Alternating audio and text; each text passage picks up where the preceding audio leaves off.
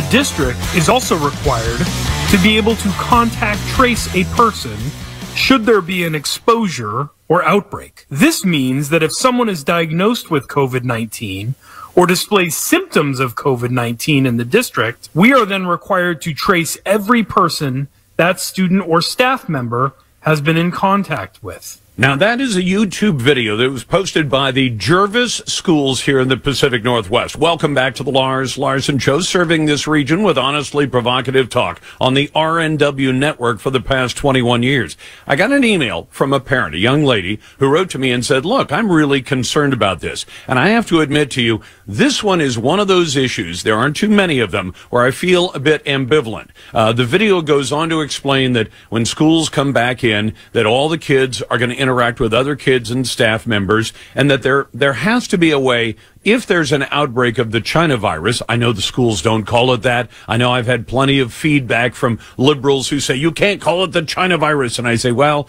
it's a virus and it came from China, and China was they played a dastardly role in America's future infection and the infections in the rest of the world. So I prefer to remind people where it came from and what it is. But back to the Jervis schools. I don't know of another school district, perhaps there are some, and maybe you know about them, that's doing this.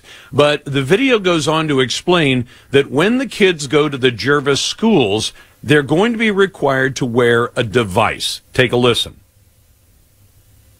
As you can imagine, as we bring middle and high school students back, this is going to be a daunting task, because they are going to have to remember exactly who they were around, when, and for how long.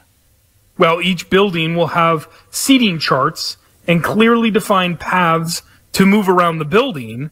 That will not be sufficient to determine who may need to quarantine should there be an exposure. The district purchased contact tracers for all staff and students in grades 6 through 12.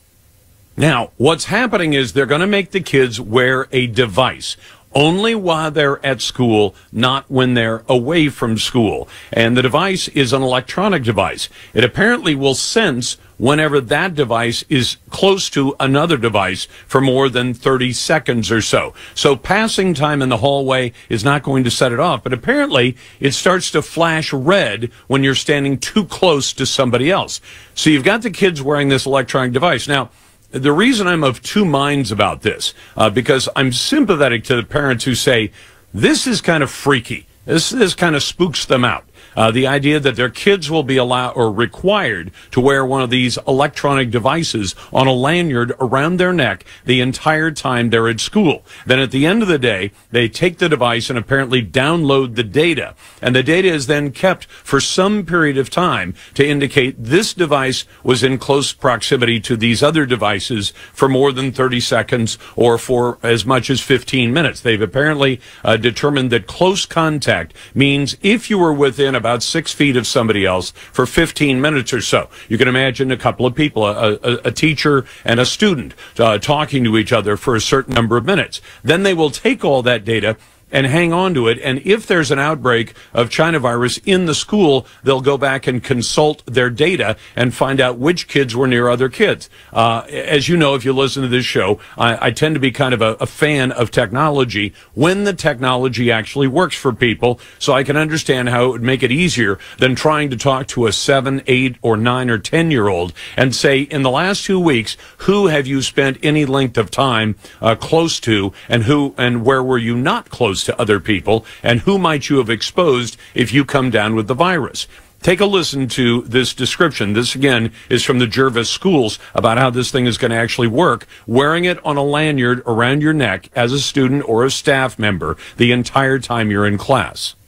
And when people wearing the tracers are closer than 6 feet, the tracers give out a small vibration and then a flashing red light to indicate each person needs to back away from each other. Once the individuals are 6 feet apart, the tracers flash a green light and then go silent. At the same time, when people are within 6 feet of each other, the devices record that in 30-second increments.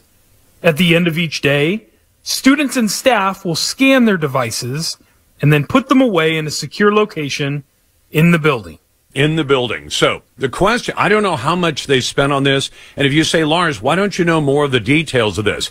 I called the Jervis schools this morning about 9:30, and I asked for their public information specialist. I think her name is Sandra, and I left a message for her several hours ago. Have not heard one word back from the Jervis schools. But apparently some of the parents are more than a little bit concerned about this rather, I don't know, big brotherish kind of idea that their kids will have to wear these devices on them. And anytime the device goes off, in effect, the device is telling every student, stay a certain distance away from everyone else, and it's tracking all of their movements. Again, it's only during the school day. At the end of the school day, they take the device off, and all the data is downloaded. And the schools say, we're only going to use this for the purpose of identifying if there's an outbreak of the disease, that we'll be able to tell which kids were exposed to which other kids. Like I said, it leaves me a bit ambivalent. I really understand the parents' point of view, saying this is spooky, big brother George Orwell kind of stuff.